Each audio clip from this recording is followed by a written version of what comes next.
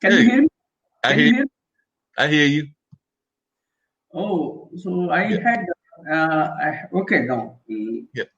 I hear you. I hear you loud and clear. Um, Cool. How you doing, Professor Rao? wait a minute. Can you hear me now?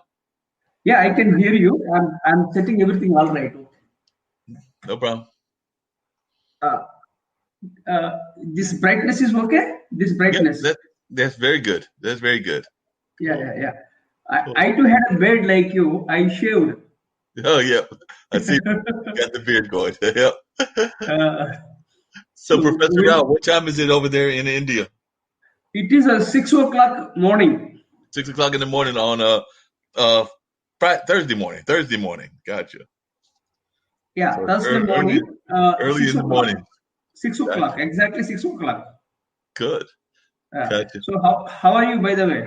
I'm doing good. Like I said, it's been a very busy day, so had a lot of different things going on, and it's actually evening time now. So I just finished having dinner about 30 minutes ago. So just finished having Okay. dinner at a friend's restaurant. Okay. It's a Korean restaurant. So went and had some Korean food. Is it live? Is it live streamed or recorded and Yes, it's uploaded? live streamed and then uploaded and recorded again and re-aired. So is it live or is it live now? Yes, I mean, is it live streamed or the way the StreamYard works, it goes to the network, which is IBM TV. It goes to Twitch. It goes to Twitter, and it goes to okay, Facebook. okay, okay? Yep, I got it. Is it live or you are just recording the interview? yep, yes, yes, sir. Okay, Let me okay, adjust okay. myself. Okay. All right, So cool. after the interview, please give me a short clip of the interview with key message of 2 minutes. I'll upload that video on my YouTube channel. Okay, yes, please do. The key message. Okay. All right, So when you start the interview, please let me know. I will. Cool. All right. Well, I'm ready to go now. So when you're ready to go, just you can go to your YouTube channel because I'm pretty much ready to go. 1 minute. This is the book, and I would like to show you. Yes, the See the Uh, Light book. I see the light uh, in you. yeah, His Holiness Dalai Lama has written a foreword. Wow. So this book I will show you. This is about Yes. mindfulness and spirituality, right? Yep. Okay. And you said the Dalai So Lama wrote the forward? yes, yes, yes. His Holiness Dalai Lama has written a foreword. Oh, wow. This is my best-selling book. Gotcha. Cool. See the light in you. Yeah, Cool. yeah. Well, I know that a lot of what you talk about is spirituality and things of that nature. And it seems to me that we need light in this day and time, that we need it big time in this day and time. Especially after the COVID-19, we need it a lot. Right. Definitely. Seems like we need it a lot more because a lot of people are feeling stressed by COVID-19. And here in the United States, they're stressed by Black Lives Matter and the protests and politics and all kinds Yeah, of things. We just found out today that the president was impeached for the second time. So the House of Representatives just voted to impeach him and everything. So he's only the yeah, first president to be impeached twice. yeah. Second, no, he's the first American president to be impeached second time, Yeah, and exactly. due to capital riots. Yep. What was your reaction when you saw that? Because you're such a man of peace and everything, and it seems like a lot of people, whether it's Brexit or whether it's the protests that we saw last week here in the United States, or whether it's a number of other places, it seems like we've been getting away from peace and harmony. No, it's all because of leadership. Everything boils down to leadership. Trump could have managed better. He could have exited gracefully, which he didn't do. That is a major problem. And the period of Trump is highly controversial.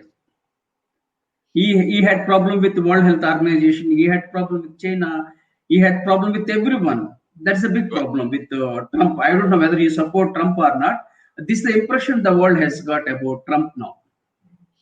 Yeah, I agree. There's definitely bad impression of him and everything along those lines. I also saw that you had the pleasure of meeting and having I guess, a sit down meeting at some point with the founder of Facebook. Because when I looked at your stuff, I saw that you had not just Dalai Lama, but also Mark Zuckerberg had some pleasure of working with you.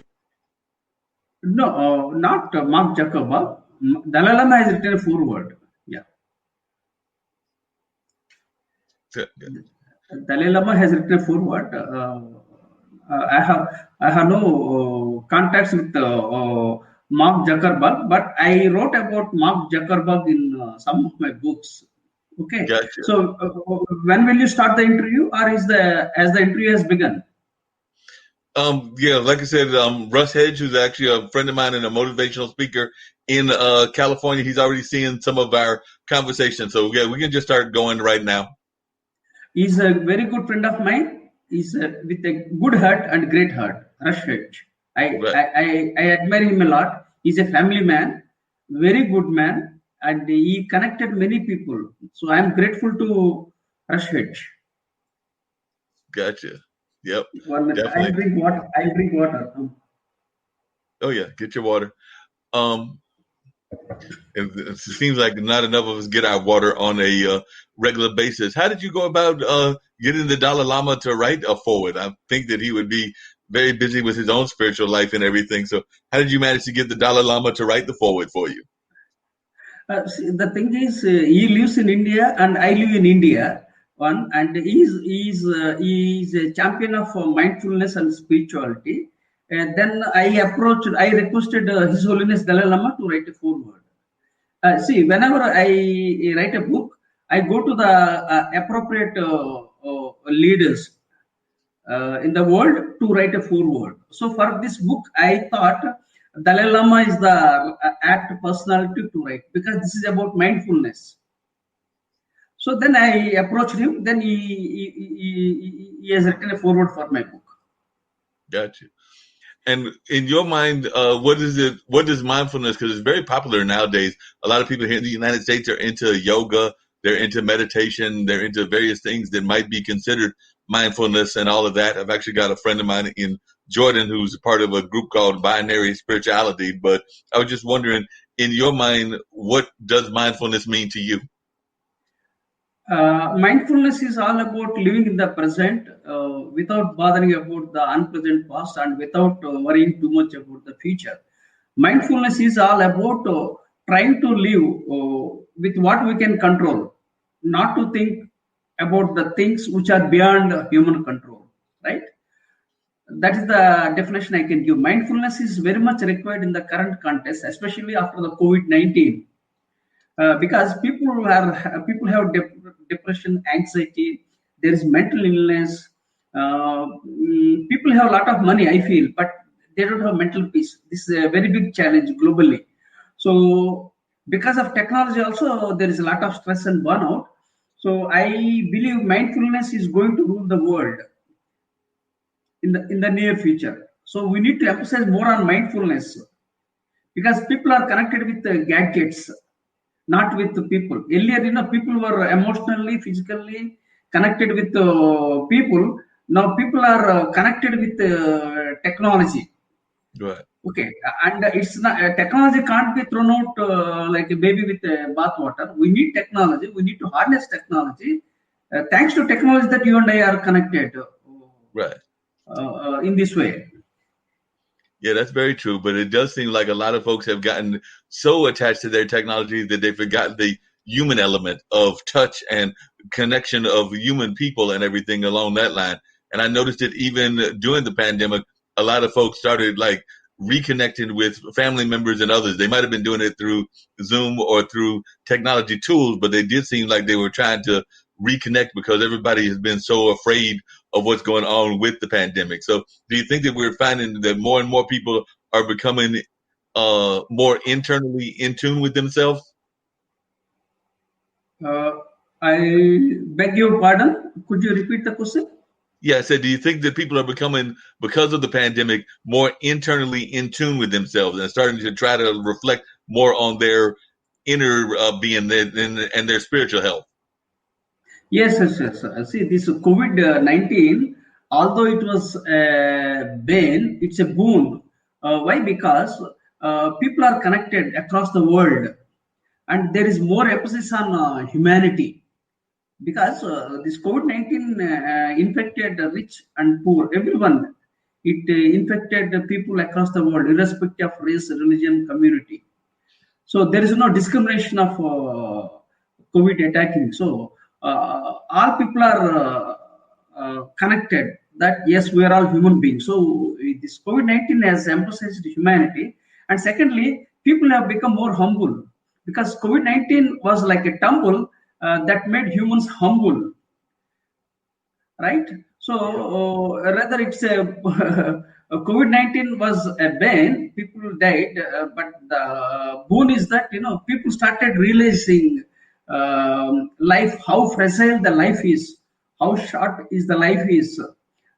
People started realizing the importance of mindfulness, uh, personal, physical connections, personal connections, all those things they started realizing. And also, because of the COVID, one more good thing is that climate change. It was neglected. Now people are taking more attention on climate change, and because of COVID, yes, so fortunately, no vehicle traffic and all those things. So climate was a bit better during that period. Now again, since we are going back to offices again, everything has gone back to the track. Yeah, that makes a lot of sense. Now, I know a lot of what you talk about in your book is the importance of spirituality, even in the creation of leadership.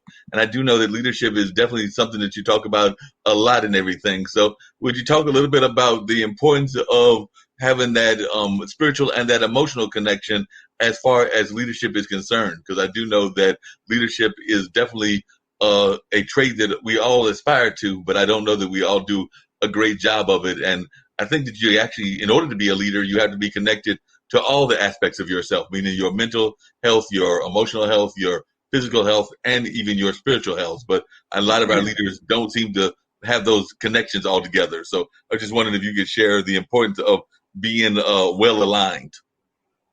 Yes, very much. Leaders must emphasize on physical connections, mental connection, and this what is it called? Spiritual connection. So all those things, we need to emphasize in order to lead our life with purpose and meaning. People got into a rat race. So it was like even today it's a very highly competitive world. People are into rat race without bothering about themselves and without caring for themselves. If you look at Elon Musk, he works like a hell. He sleeps less. Again, he also needs mindfulness. Elon Musk is successful. That's good. At the same time, what is required is that we need to emphasize on this mindfulness. And previously, companies were emphasizing on work-life balance. Nowadays, there's a shift in the mindset of the companies. They started focusing on work-life integration, right? Earlier, it was work-life balance. Now, the concept is work-life integration. Right. So these are all the things in the right direction. Yeah, it seems like it's going in the right direction. I've even seen that in the field of education, because right now, because of COVID, we're seeing more kind of like hybrid education where they're blending in kind of these computers and the technology, but also still trying to do traditional learning as well. And I think that that's whether you're in an Eastern country or a Western country, that we're seeing a lot of this hybrid kind of education. So what impact do you think that will have on leadership as well? See, the thing is, previously there was more on this physical education. Now, after the COVID, things have gone online, and now the education is going online. Even children in India, they started purchasing smartphones, and they are attending the classes through smartphones. So because of the online classes, earlier, students were physically sitting in the classroom and attending. Now there's a shift in the education globally from physical education to online education. That's one more transformation I have observed globally because of the COVID-19. Yeah, that makes a lot of sense. Now, what are some of the things? Because I know that you're very much of a leadership leader and all of that, and you've done a lot of work in the leadership field. And of course, we oftentimes hear people saying, "What makes a good leader?" And different folks have different attitudes as to what makes a good leader, and things along that line. And I know that one of your campaigns is Vision 2030, which you're hoping to have 1 million global leaders and all of that. So, what do you think that it takes to make a global leader, and what are some of the qualities that make a true leader? I would argue that some of the people that are seen as leaders aren't necessarily true leaders. They haven't demonstrated the kind of leadership quality that we would like to see. And I know even here in the United States, we're hoping that we're going to see true leadership in a new direction. But it's not just a United States problem, it's a world problem with leadership. So I was just wondering if you could give us some definitions of what leadership means to you and what are the good qualities of a strong leader. I have written 50 books so far.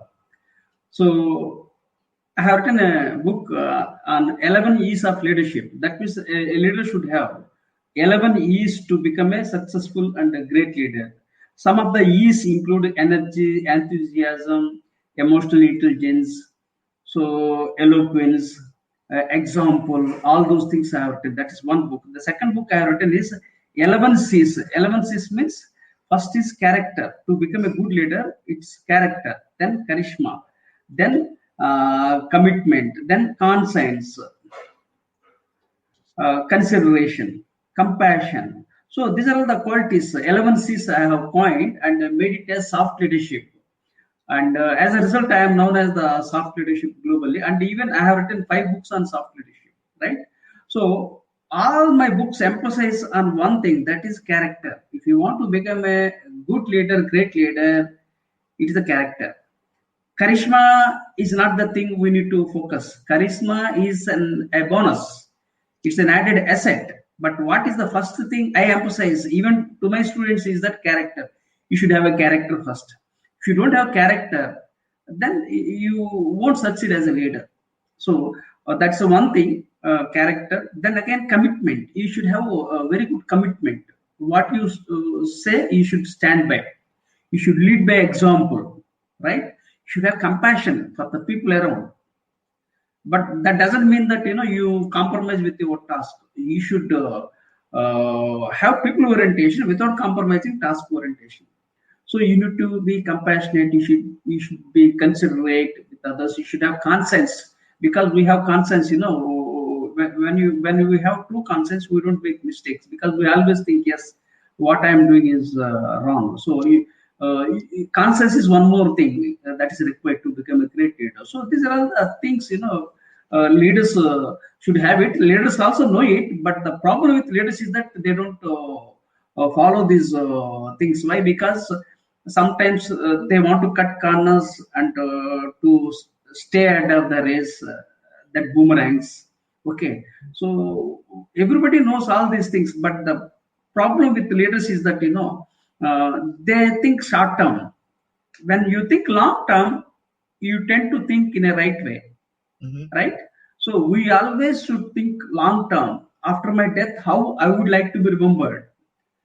If I would like to be remembered for my principles and philosophies, then I should do what is just and right, and what will last in the long term. If you look at Abraham Lincoln, we respect even today, because he managed several challenges. He encountered several challenges in his life. After he became president, he abolished slavery. He maintained the unity of America. He modernized the economy. He strengthened the federal structure. So why he is still remembered? Because he meant business, right?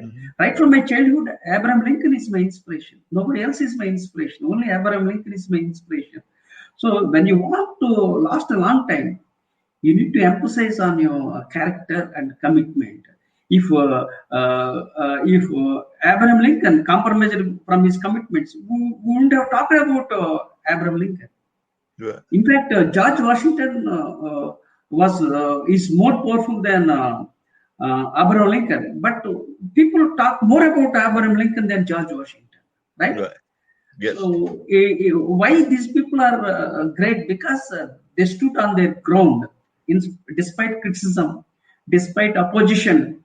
They stood by their values and they walked their talk. They led from the front. It costed their lives. They were assassinated, but still they held their ground. That's what is required. That is missing now. People are cutting corners. People are more ambitious. You can be ambitious, but you should never be over ambitious. You should think long term, not short term. When you think Yeah, long term, then definitely you will stand out as a great leader in the history.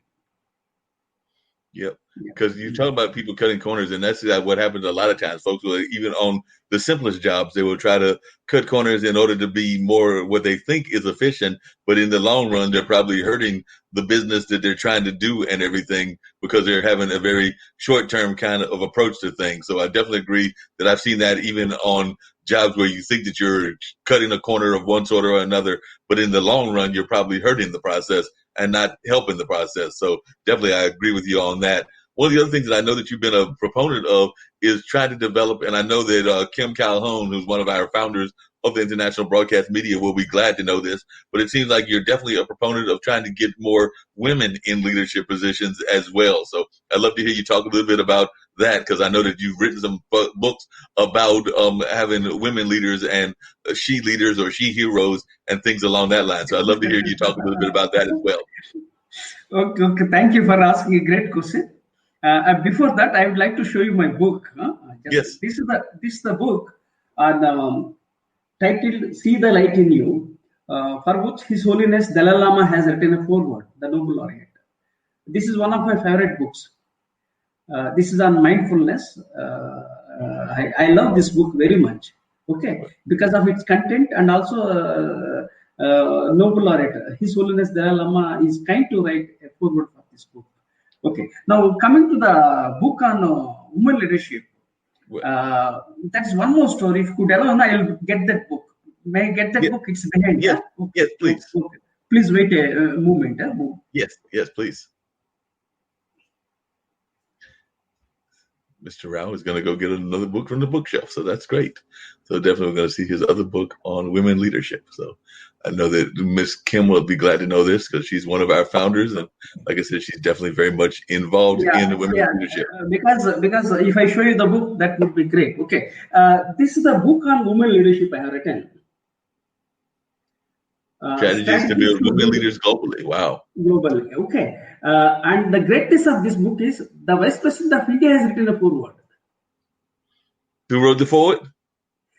The Vice President of India has written a foreword. Okay, the Vice President of India. Wow. And one more greatness is that I have dedicated this book to Maya Angelou. Okay. Rosa Parks, Oprah Winfrey. Yes. Okay. So that's the beauty of this book. 3 women leaders, Rosa Parks, Maya Angelou, and Oprah Winfrey. I have dedicated this book on women leadership. And why I have written on women leadership is that I advocate gender equality globally. And I signed up for hashtag he for she. Mm-hmm. And I wrote several articles on women leadership. And one research paper was published. Then I got encouragement. So why not to write a book on women leadership?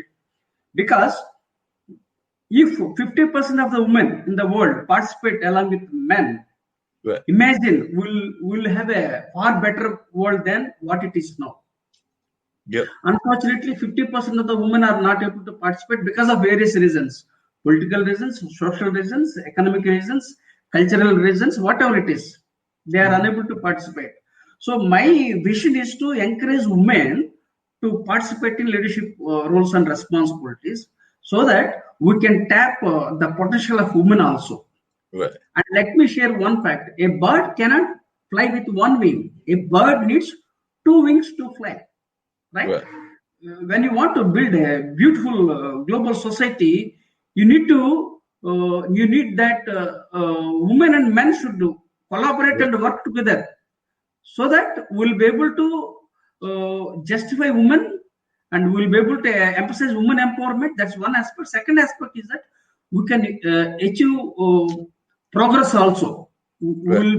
Will become more prosperous when 50% of the women participate along with men, right? Right.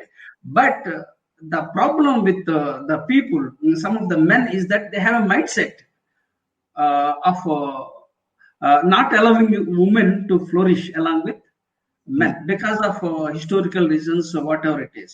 So we need to get out of that mindset where we should encourage women to participate along with men, Right. so that what happens, when women also participate with men, they give suggestions. Women have certain strengths, men have certain strengths.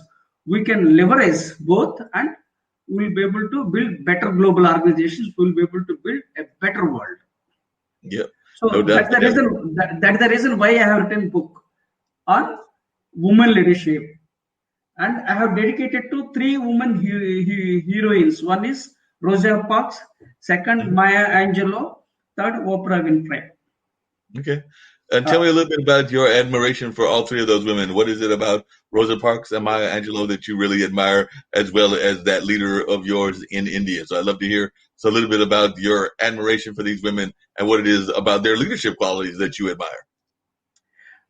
Rosa Parks, I admire because she stood up for. She was denied a seat in the bus. That's what I read. Right. She stood up her ground. Okay, that was the one thing that change that brought revolution. Okay, across the world. One. Second thing, Maya Angelou underwent lots of sufferings. Even my life is also like Maya Angelou. I was born in a toxic family, grew up in a toxic environment. At the age of 18, I joined the Indian Air Force to support my parents. Mm. And I am still struggling with so many financial challenges. But I am passionate about sharing my knowledge freely with the world. I am passionate about building a better world because I have one life. Within one life, whatever the best possible, I want to do it, right? So I admire Maya Angelou because of her struggles, suffering. She overcame all the struggles and sufferings, and she became a legend. Now, I also admire Oprah Winfrey because she's a media tycoon. Mm. She also encountered lots of challenges, Right. but she overcame all the challenges, and she's an inspiration for many people, especially for the women across the world. Because of these reasons, although these three are from a different country, Mm-hmm. I dedicated my book to them. See, leader is a leader, irrespective of the country, Right. irrespective of the gender, irrespective of the culture, irrespective of the caste, irrespective of the religion. Okay, I admire leaders. Leaders are leaders. Abraham Lincoln is an American. I admire because Mhm. he is one of the best leaders in the world, according to me. So Yeah. likewise. Yeah, definitely agree with you on that. Now, do you think that it sometimes takes great turmoil and great suffering in order to have great leadership? Because I know that whenever we hear about great leaders, whether it was Malcolm X, whether it was Martin Luther King, whether it was Nelson Mandela, a lot of times they did go kind of like what you went through. They went through different kinds of suffering in order to build up their leadership qualities. So, do you think that you need to have those kind of like turmoils and pains in your life in order to be a great leader, or can you succeed without having those kind of conflicts in life? No. It's a great question. It is you have touched my heart. Really wonderful question you have asked. I admire Martin Luther King because he fought the equality of blacks along with whites, Right. and he was assassinated. He lived for principles, right? And I admire South African leader Nelson Mandela. Right. 27 years he was jailed. Mhm. Okay, so when you look at these people, the sufferings make them very tough Right. because they have gone challenges, internal conflict. They are resilient. They bounced back. They rose like a phoenix. People thought they were finished. Mhm. Martin Luther King was finished. People thought Nelson Mandela was jailed. He was finished, Right. but he rose like an ash. He rose like a phoenix from the ash, Martin Luther King also. Still, we talk about Martin Luther King because of the principles he stood on his ground. So I said some time back that we should not cut corners for short-term gains. We should think of long-term impact. How much difference we make, how much difference we make in the lives of others, and how we would like to be remembered. In which way we can serve the people. In which way we can build a better world. If you think in those terms, you will become a great leader. Now, coming to your question, this turmoil, sufferings, struggles. I told you, I was born in a very toxic family, from humble origins. I don't have money even today, but still I am passionate about building a better world by sharing my knowledge. Right? See, we can't blame the people around. We should be part of the solution, not part of the problem. Right? We can't blame parents because they are toxic, or siblings, whatever it is. We should find our own path. Then at the age of 18, I joined Indian Air Force to support my parents in the military. The military made me as a good leader. Then I acquired qualifications. I was not even a graduate. I dropped out from my college and joined Indian Air Force. Then I acquired my degree. Then I acquired my post-graduation. I acquired several qualifications. Even in the year 2011, I acquired my PhD in soft skills. So I was not blessed with a good education, great education from Harvard or something of that kind. But still, when you have that fire, then definitely you will raise. Nobody can stop. No power under the earth can stop you from growing if you have that fire. Right? Yeah. So this turmoil, you should convert this turmoil in a positive way, channel your energies in a right way, so that you become a better leader, and you will make better leaders also around you for the next generations. Right?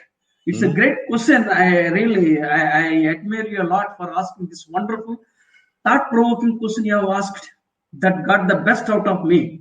Well, I appreciate it, and try to ask some good questions of you and everything. Now, one of the other things that I know that sometimes goes on in the leadership conversation, and you actually alluded to it a couple of times, is that sometimes leaders have a lot of knowledge and a lot of information, but they don't necessarily always get the rewards that they need for that information. I've got a good friend of mine that oftentimes talks about the brain drain, where he talks about how people will get a lot of knowledge that he would like to provide to give to people, but they don't necessarily want to give him any sort of reward for that, whether that's financial reward, whether that's the reward of even just like a good thank you or things of that nature. So I was just wondering, as a leader yourself, how do you deal with folks that are given that brain drain and are like trying to use your knowledge and get your information, but not necessarily giving you any sort of reward that you deserve? I don't look for any. I work for a cause. I don't work for an applause. Right. I work for a cause. I never work for an applause. Right. Even if I die as an unsung hero, I have no regrets, because I have done my best within my capacities. I don't have money, I don't have resources, but within my capacities, I have done my best for people around me. I'm happy. I will die peacefully from this world because I have done my best. Right? Now, coming to the brain drain, see, knowledge has to be shared. Knowledge should never be kept in one place. If you keep water in one place, it will smell bad. The water has to flow. Right? Old water must be replaced by fresh water.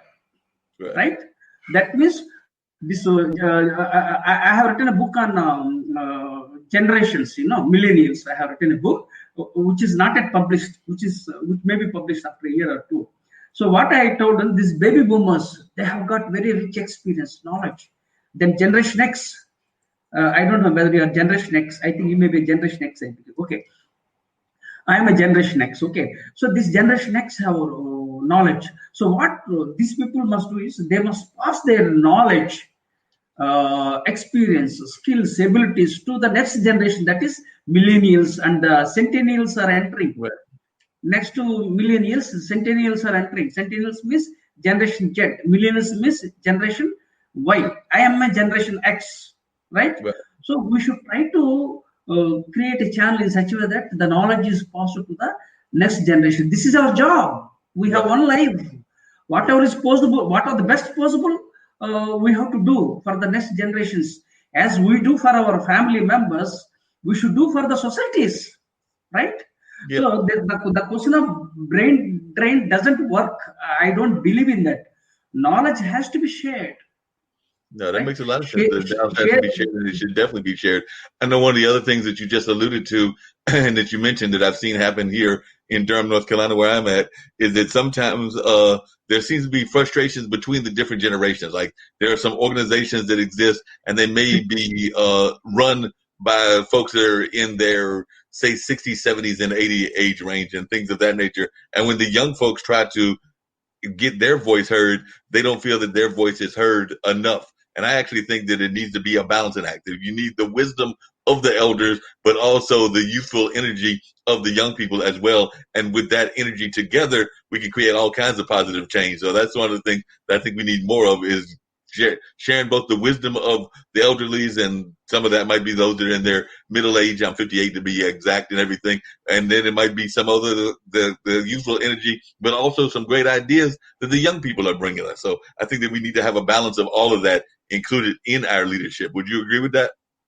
Yeah, that's the book. I told you, I wrote a book on millennials. The title of the book is, I recall now, Soft Leadership for Millennials. In that, what I've written, we have to build a generational compatibility among various generations in the workplace, right? See, generation baby boomers have lived in a different era, Right. and Generation X are living in a different era. Millennials, they are tech smart, high tech people. They are smart and brilliant. And the Centennials, they are much smarter than these millennials. Right. So what we should do is, change is the only thing constant in this world is change. We should be flexible, adaptable. We should embrace change, right? If you don't change, you will be forced out. The best thing is to change happily and get along with the flow in such a way that you gel well with other generations, and you add value to the next generation, so that they'll be very happy. So we need to build generational compatibility among various generations in the workplace. That's the message on the book, which is going to be published. The title of the book is Soft Leadership for Millennials. That means we need to adopt soft leadership. I am known as the father of the soft leadership because I have coined soft leadership, because I acquired my PhD in soft skills. Then I have blended leadership, because leadership is very close to my heart, because I am from a military background. So then I have created soft leadership. So we need to, the thing is, parents sometimes think that children don't listen. If parents empathize how they behaved when they were young, most of the problems will be solved. We need to empathize with others. If parents think how they behaved when they were young, Right. then most of the problems will be solved. Because when the parents were, when they were young, they also behaved like millennials and centennials. I'm sorry to say that, but it's a reality of life. We have to accept the realities. I am very straightforward and honest. I speak facts as facts. So if parents think these baby boomers, generation X, if they think how they behaved when they were young, then most of the problems will be solved in the workplace. So they will try to empathize with others. They will understand, yes, this is the next generation, let us respect. Yep, that makes a lot of sense. Now, one of the other things that you said in one of your books, and one of the things that I know you've been promoting that you definitely would love to see, is us having more global leaders, like 1 million global leaders. And I definitely agree that we need more global leaders. But I was wondering, how can we have that many global leaders when society, unfortunately, has got this whole concept of so few leaders? They try to have that 1% running over the rest of the 99% and everything along those lines. So it seems to me that part of what you're trying to do is disrupt the global system. And I'm actually a fan of disruption, so I have no problem with that. But it does know that sometimes we do have folks that want to keep leadership in a select few's hands, whereas you're trying to incorporate leadership among a great amount of people. See, the thing is, to become a global leader, we need to have a mindset, tool set, and a skill set. If these three sets are blended, we can build a global leader. And secondly, we need to have an education system that emphasizes on universal mindset, like fraternity, brotherhood, right? That kind of education we need to have. And we need to think of long term. why the leaders are focusing on regional issues. We need to have a local mindset at the core and a global mindset at the surface level, because we have to survive at the local level, right? You are an American. I think you are an American. I am an Yeah. Indian. So I need to have a local mindset. I am an Indian. I am a patriot. Okay, Right. there is no doubt in that. At the same time, I need to have global mindset at the surface, right? We are all human beings. First, we are human beings last. See, I was born in India, that is different. You were born in America. Right. You love your country, I love my country. Right. So, what we should convey the message is that love your mother, but don't hate another person's mother. That means love your country, but don't hate another person's country. Love your language, but don't hate another person's language. Love your religion, but don't hate another person's religion. Right. Love your ethnicity, but don't hate another person's ethnicity. Because as your mother is important to you, my mother is important to me, right? Right. So we need to have that kind of mindset. Love your mother, but don't hate another person's mother. When we can cultivate that kind of a mindset, universal mindset, then again, when we have an education system that emphasizes on making global citizens, will be able to build global leaders. Then again, coming to the last point is that we need to look long term, not short term. Then again, why this 99% of the people, they are looking for survival and success, not longevity. But only 1% of the leaders like Martin Luther King and Mahatma Gandhi, then Abraham Lincoln, then you said Nelson Mandela, all these people, they look at long term. They are all visionaries. They lived beyond their lifetime. That's why we are still talking about them. When you want to grow like that, you have to think in that way. You need to walk your talk. You need to lead by example. Yeah, that makes a lot of sense. And the other thing that I noticed that a lot of times, and you actually mentioned it earlier, was too often we find dividing factors.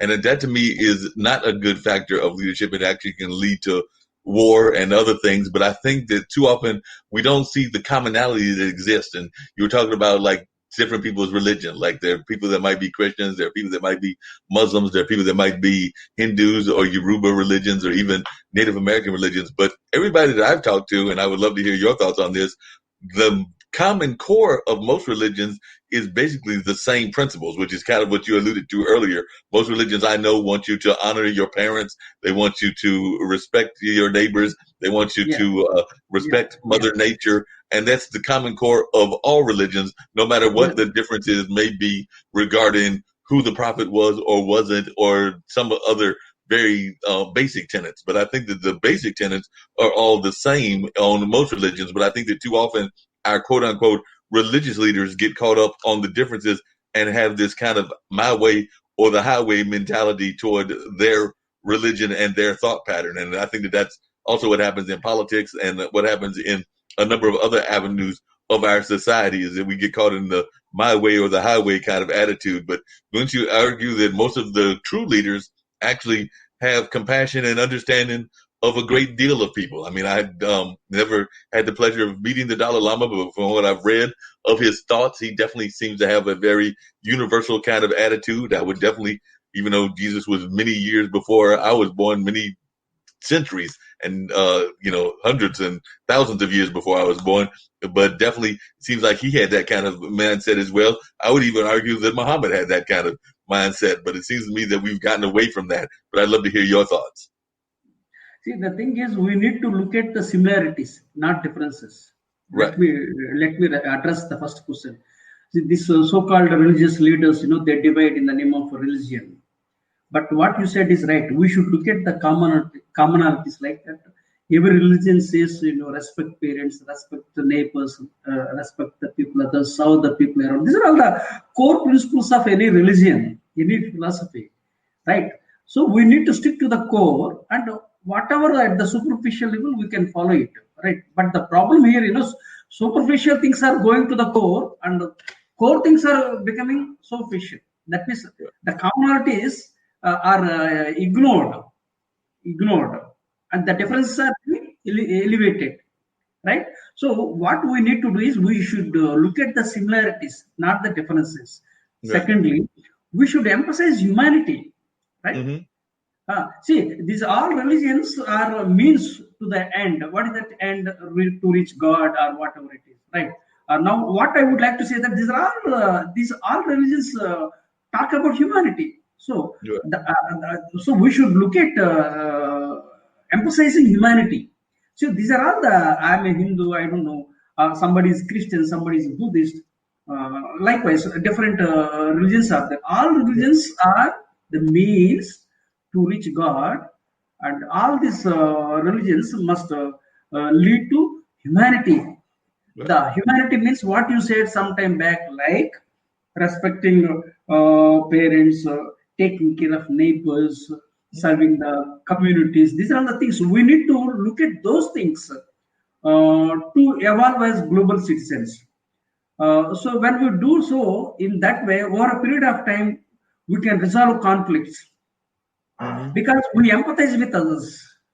So when you empathize, 50% of the problems will be solved in the world. But people don't empathize. I am great. I Right. am superior. You are inferior. So these things, they divide people. And ego is one more big challenge. Right. People should realize that we were just a salmon and became humans. And why should we have ego? I don't understand. Say what was that again? No, we came from a salmon. Okay. Why Right. should we have an ego? I don't understand. We are all temporarily on this planet, Right. right? We will go one day from this world. Why we Right. should have ego? I don't understand.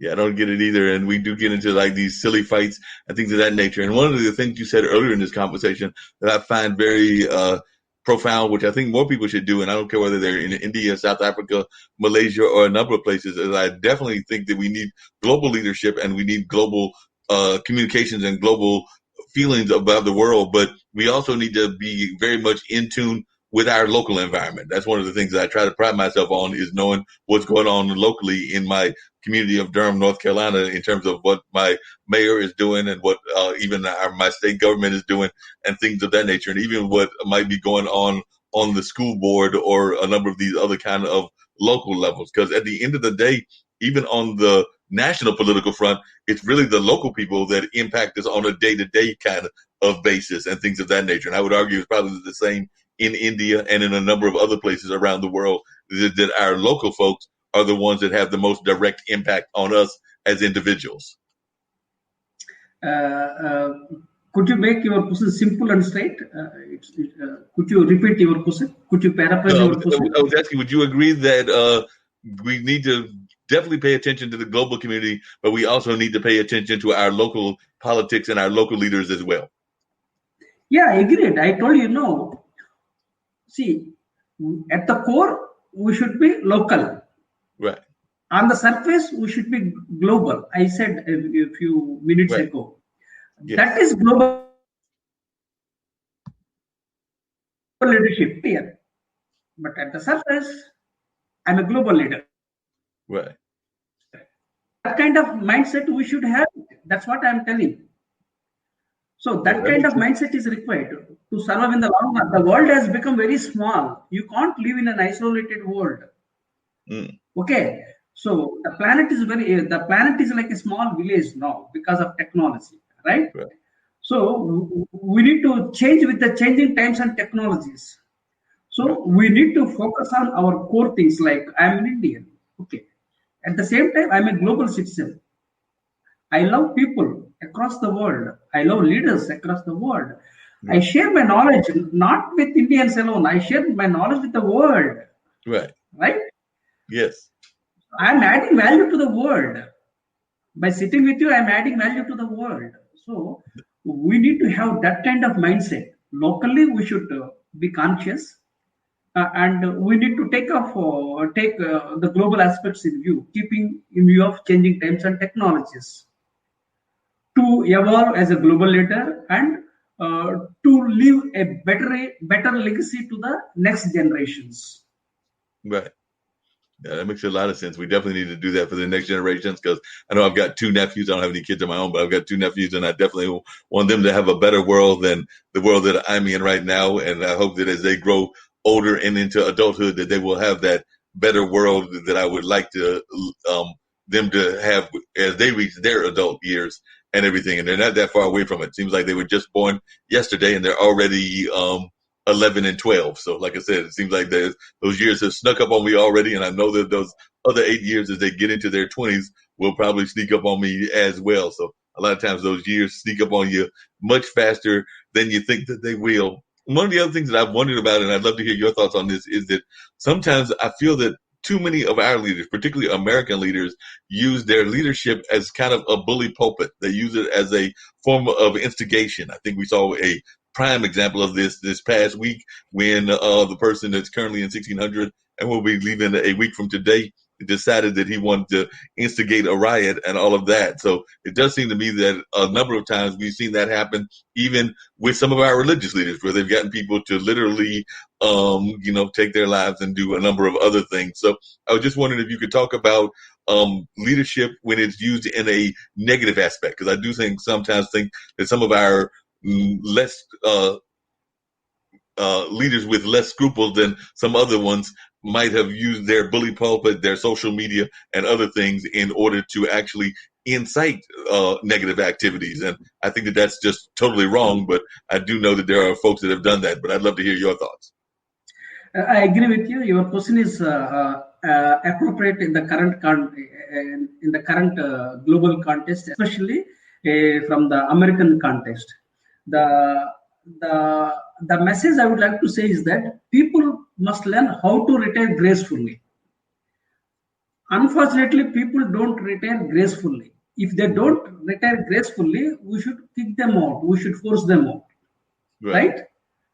This is the message I am giving very strong, because people must learn how to retire gracefully. Right. When people's mandate is against, it's better to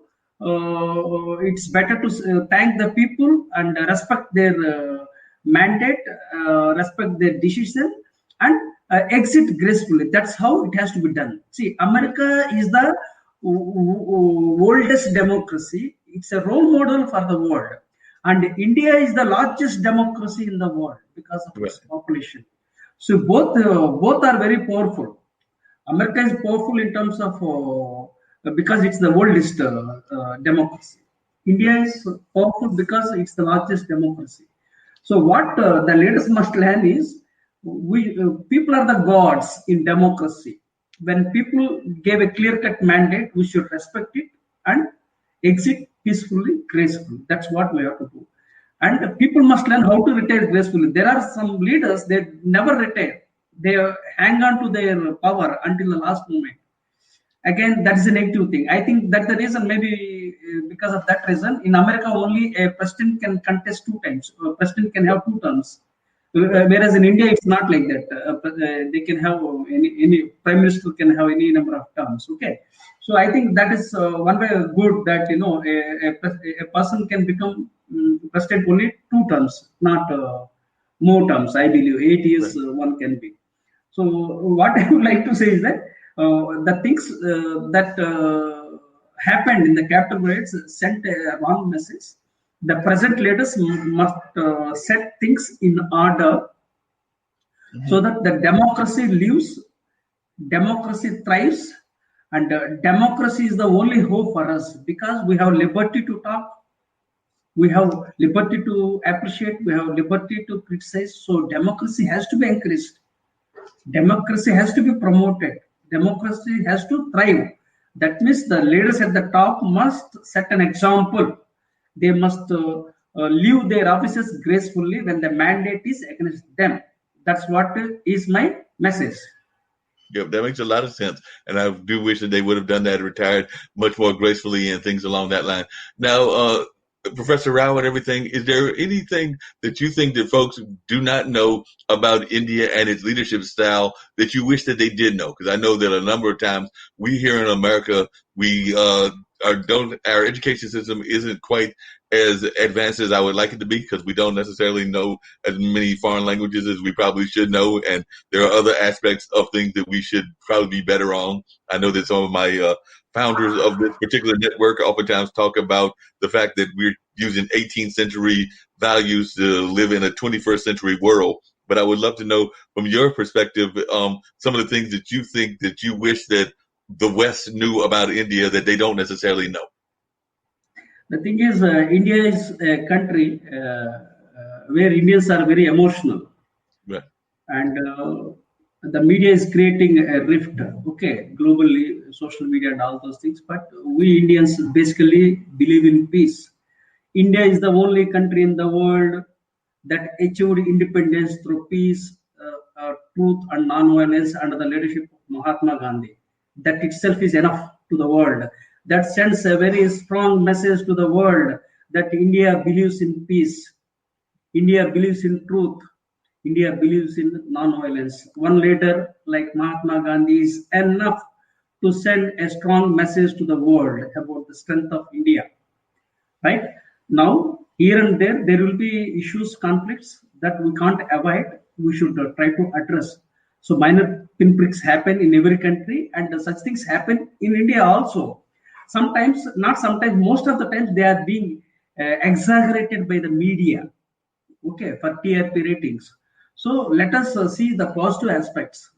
I say America is a land of opportunity. I would like to say, when you talk about America, one thing that comes to my mind is America is a land of opportunity. Anyone can go, settle down, and grow big. That's the greatness of America. Similarly, the greatness of India is that we believe in peace, we believe in non-violence.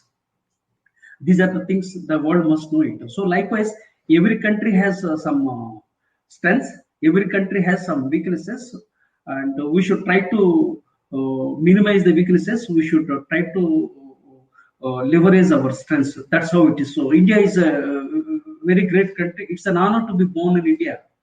Although I am a poor, I have no regrets because I am blessed to have been born in India, and I am fortunate to have served my nation for more than a decade in the Indian Air Force.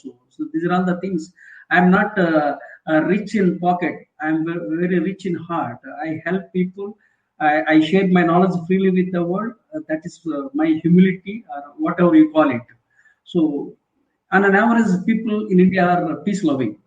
This is the message I want to send it across to the world. And secondly, the message I would like to give it to many people that I give usually is that instead of giving wealth to children, we must give education and character to children. And apart from these two things, we must teach children how to face the challenges in life, because the future world will be high tech, with full of challenges. Now, if you look at, there is mental illness. People in the past, they had a lot of time, but no money. Now people have got money, but no time. That's the problem. Yeah. So these are all the things we need to address. So we need to encourage children we should give good character, good education, not much of wealth.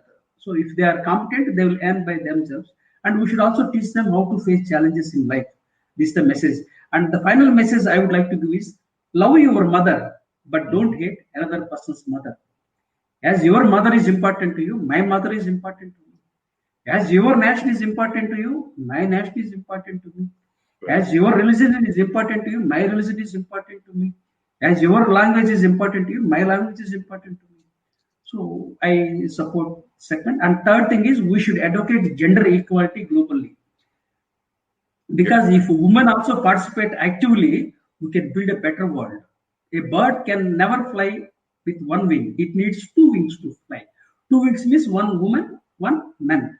These both must collaborate, work together, so that we will live in a better world. I promise. We will definitely live in a better world if we can take the support of 50% of women by emphasizing women empowerment.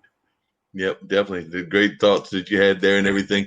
Now, you had also created something that you call soft leadership. So I was wondering if you could just tell people in a synopsis of a short version, exactly what soft leadership is. Because like I said, that's a term that a lot of folks don't necessarily hear all the time, but it's a term that you came up with. So I'd love to hear a little bit about soft leadership. Yeah, soft leadership means doing your tasks through persuasion, not through pressure, and doing the tasks through people orientation without compromising task orientation. It's like making use of soft skills to lead the people. People often talk about hard skills. Hard skills are required. More than the hard skills, the soft skills matter more. And we need to have soft leadership. Now, if you look at whatever happened in America, capital riots, that's a symbol of hard leadership. We need to have soft leaders who get the things done coolly, peacefully, without hurting others, and without compromising with their tasks. So that's what is all about soft skills. And I have coined it, and it's doing good. I have written a couple of books, and I have got a few more books on soft leadership. I don't go back to my mini library I have created. So because time is very precious. So this is what is all about soft leadership. And soft leadership is required within the organizations to achieve excellence and effectiveness. Soft leadership is required for the nations to achieve global peace and prosperity. No, that makes a lot of sense. You had also talked about that there were certain things that you feel that leaders need to know about and things of that nature. I think you call them santras and everything, but I would love to hear about some of the ones that you are encouraging our folks to know. You had 21 success santras for leaders, and I was just wondering, I'm imagining that santras are similar to mantras, but I was wondering if you could talk about what a few of those are. We don't need all 21 of them, but you could give just maybe some highlights of some of those successes, santras that you were referring to, and maybe give me like 3 or 4 examples, and hopefully folks will go to the book and read all 21 of them. It's very difficult for me also to remember all the 21 sutras. I have written a couple of books on leadership. One was 21 Success Sutras for Leaders. It was one of the top 10 books, ranked as top 10 books by San Diego University. I think for the year 2012 or 13, I don't remember the year. That is 21 Success Sutras for Leaders. Then I have written a book titled 21 Success Sutras for CEOs. So this is the latest book, and Marshall Goldsmith, Francis Hazelbein, and many people, they are good friends. They have endorsed that book. The thing is, we should keep people before the profit. That's one of the sutras. Mm. Okay. Second thing is, character counts, not charisma. Right? Leverage, thrive on uncertainty. Mm. Okay. Then overcome VUCA. VUCA. VUCA means volatility, uncertainty, complexity, ambiguity. That is VUCA. VUCA. Overcome VUCA. And at the end of this book, the message I have given is emphasize the philosophy of employees first, customers second, and shareholders third. That is the message I have given. I always give message at the end of every book. Okay. In this book, I talked about the message that women and men should work together. This is women leadership, right? At the last one. And in this book, I gave a message at the end. Emphasize the philosophy of health first, education second, and wealth third. This book talks about this. Yeah. And the 21 Success Sutras for CEOs talks, sends a message at the end, the philosophy of conventional, we talk about customer first, customer is God. Those days have gone. Okay, forget those days. We are living in 21st century. So what we should emphasize is that employees first, customers second, and shareholders third. Why? Because if employees are happy, they will work happily with the customers. And if customers are happy, they will bring business repeatedly. So when they bring business repeatedly, the organizational bottom lines will go up, and it will ultimately lead to better shareholder value. So that is the reason why I have emphasized the philosophy of employees first, customers second, and shareholders third. That is the message from the book 21 Success Sutras for CEOs. Wow, that's amazing advice that you're giving to people and everything. What would you say is the as we get ready to wind up and everything? But what would you say is the main message of your latest book, and how can folks get in touch with you if they want to get copies of that book, or if they just want to talk to you in further detail and everything? But what would you say your latest book about seeing the light? You consider to be the main message of the book, and the main thing that you would like your global audience to know about that book. This book, my books are available on Amazon. If they Google my name, Professor M. S. Rao. M means motivation, S means success, RAO. If they search, they type on search engines, they will get my LinkedIn profile, then my Amazon page where I have written 50 books, published 50 books. I have written 60 books, in fact, published only 50 books. Still 10 more books are pending. So my books are available, and I'm available on YouTube channel also. YouTube channel, Twitter, LinkedIn, Facebook. Of course, I'm not taking much interest. So people can buy my books on Amazon, and they can subscribe to my YouTube channel. And I have a blog, Vision 2030, 1 million global leaders. So let me share with you about Vision 2030, 1 million global leaders. The baby boomers are these young people, especially millennials and centennials, are not well prepared with the leadership roles and responsibilities. Since I belong to a Generation X, I thought I can serve as a bridge between baby boomers and millennials. So I thought my lifespan is limited, so I created a Vision 2030, 1 billion global leaders. By 2030, I want to build 1 million students as global leaders. Because students are at the young age, they can be molded very easily to they can be groomed as leaders. So I created that Vision 2030, and I have a blog titled Vision 2030, 1 million global leaders, where I regularly post quotes, articles, and share videos, all those things. So people can subscribe to my vision. People can subscribe to my YouTube channel. People can purchase my books on Amazon. I'm easily available. Only thing they have to search, they have to type on search engines as Professor M. S. Rao. They will get it. Sounds great. Sounds like they get some great information. It sounds like you've got some amazing information to share with them. We're going to have to find out if you're related to Steve Rao, who is definitely one of our regular correspondents here and lives in the town of Morrisville. And I think he's second generation Indian, but he definitely spells his name the same way as you do and everything. And I know it's probably a common name like Smith, but he is our mayor pro tem in a town called Morrisville. But I know he's been involved in local politics and is actually involved in the international broadcast media. So I'm going to have to find out if he's a distant cousin of yours or not. So I have to get in touch with him and see if he's a distant relative, because like I said, y'all spell this name the same way, and I know that he's in Morrisville, which is just a few miles away from me and everything along those lines. But I've definitely enjoyed having you as a guest at the online dinner party. I knew I was going to try to get you on and everything, and like I said, I was having some technical difficulties. Otherwise, we would have had you on a little bit earlier and everything. But you've been a great guest, shared a lot of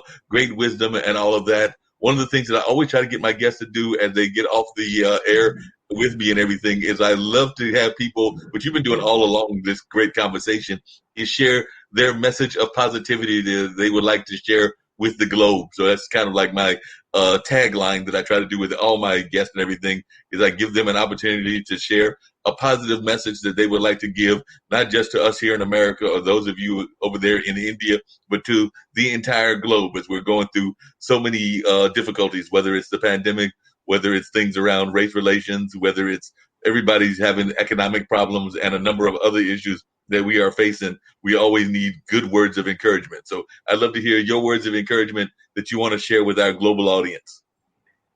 So develop a global mindset by looking at the similarities, not the differences. Because the globe has become a small village, and we have to live like brothers and sisters. So we need to be tolerant towards others' cultures, religions, and we should develop empathy towards others, and we should develop a universal mindset. We should grow as global leaders, and we should respect the people around us, and we must serve the people to make a difference in their lives. There are some people who are less fortunate. We should try to help them. If we have money, if we don't have money, we can invest our precious time. Time is the biggest gift anyone can give on this earth, according to me. So in my case, I only invest my time because I don't have money. So I invest my time because my lifetime is limited. So like this, you whatever the best possible way you can do it. Mother Teresa said, see, too many drops become a mighty ocean. Even if you contribute like a single drop, that's more than sufficient because that will make a ripple effect and that will help building a better world. That makes a lot of sense. Great advice that you're giving and everything. I do have one other quick question. I know I said that was the last one. I lied again. But the other question I was going to ask you really quickly and everything was, what do you think are some of the qualities of a true leader? Like I said, I know that in my mind, it's somebody that is definitely, as you actually alluded to one of them, I think that a leader has to be have a sense of empathy. And that's empathy for a number of people, but definitely they need to have intelligence and they need to have compassion. But I was wondering, are those the only qualities that you see in a leader, or are there other qualities that you think all good global leaders should have? No, these are all the qualities. First thing is character. You have already summarized. You are very smart and brilliant. You have got the essence of the entire interview. You are a genius, in fact. So first thing is character. So what you said is correct. Second thing, commitment. We should stay committed to what we say. Then third thing, compassion. Then consideration, conscience. So we should be true to our own conscience. So these are all the things which are required to become a better leader. There are many, but right now, ideas won't flash on my mind. But first thing I emphasize to my students, everyone, is character, commitment, compassion, communication, likewise conscience, consideration. Likewise, these are all the 11 C's I have point. I could speak a few of them from my memory right now. So these things are required to become an inspiring leader and to leave your legacy to the future generations. Yep. Makes a lot of sense. Like I said, we'll have definitely enjoyed talking to you for about over an hour here and everything. But if you've got any final words that you just want to share with our audience in general, I'll turn the table over to you. And if you've got any final thoughts that you'd like to share, I'll give you the time to do that right now. Already I have shared. You are very smart in picking up the best from my mind. You have asked all thought-provoking questions, and you are an expert interviewer. You have already dig it deep from my mind and you give the best. But I would like to say is that be ambitious. Don't be over ambitious. Don't cut corners. Achieve success with integrity. Work for a cause, not for an applause. Yep. Great thoughts, and I definitely appreciate you. Like I said, M.S. Rao, you were a great guest, and I hope to have you come back on another edition of the show in the near future. And like I said, I will try to find out from Steve if y'all are related or not, because I can't even remember which part of India his family is from. So I'm going to ask him probably tomorrow or Friday where he's from, and then I'll see if it's from the same region that you are, because I know that India is made up of a lot of different cities and states and regions and all of that. So I'm going to find out if y'all are related or not. But on that note, I do want to thank you for being a guest, and I look forward to having you back on in the very near future. Thank you for giving me this wonderful opportunity. I'm grateful to you because of the opportunity. One. Second thing, I'm very happy with you because you have asked the right questions to the right man and to give the best content to your listeners. Thank you. These are all the qualities I observed in you in a span of I don't know how much time we have invested right now. You are really a true genius. You are really passionate towards your profession. That passion you are having it, you have given the best by digging from my mind and finally giving to your audiences, their listeners. Thank you very much for giving me this opportunity. It will be a pleasure to have one more conversation next time. Thank you for having me on your show. No problem. Glad to have you on the show, and definitely look forward to seeing you come back on in the near future and all of that. And on that note, I'm going to bring up our ambassador who comes in and gives folk clues as to what they should be doing, and is actually Ankit, our one of our producers, is his daughter, and she gives us some tips on what we should be doing during this pandemic that we're in terms of like wearing the mask, washing the hands, and all of that. So I'm going to bring her spot up.